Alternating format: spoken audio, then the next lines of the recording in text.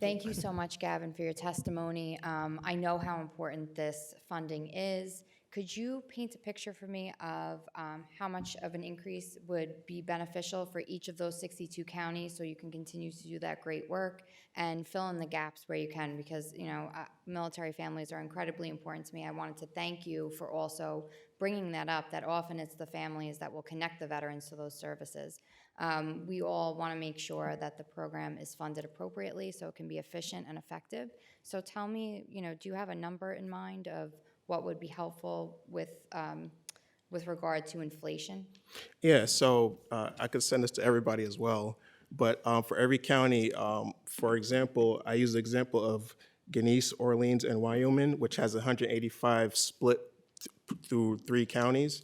And if they do a 4% COLA, that's like $2,000. And then when you keep breaking that down, $2,000 basically is like 80 gift cards for somebody. And if you say 80 gift cards to just split across veterans for a whole year, that one thing is that they don't equate veterans that we usually see, which is other than honorable, dishonorable veterans. So those numbers that we see that they count as, I just got this data, 580,000 veterans they say is in New York, and that's in 2022 in the census. So if people are saying 7,000, 700,000, so many different numbers for veterans, like what is the real number in our, in New York State? So those numbers, I don't really go by those numbers, but the numbers that we see day to day is dishonorable veterans, other than honorable veterans, veterans that are still looking to get the discharge status that they deserve, and so that's why I say those numbers. I laugh at that sometimes when I hear like some they say like, oh, 22 veterans, but then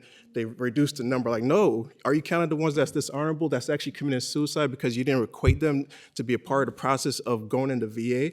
And I tell folks, we're better than the VA. We do so much better work because we are there day to day, reaching out to veterans 2 o'clock in the morning, going with them to the hospitals, because we know that if they call the VA, nobody's gonna come leave their office and get them from their house. And that's the stuff that we do. And I'm sorry that the numbers just. No, listen, we want to be supportive. I think the Dwyer program has proven to work. Nobody understands veterans like a fellow veteran. So we're going to do everything we can to try to get you there, and we'll be putting in a letter on your behalf to Thank you. request that. Thank you.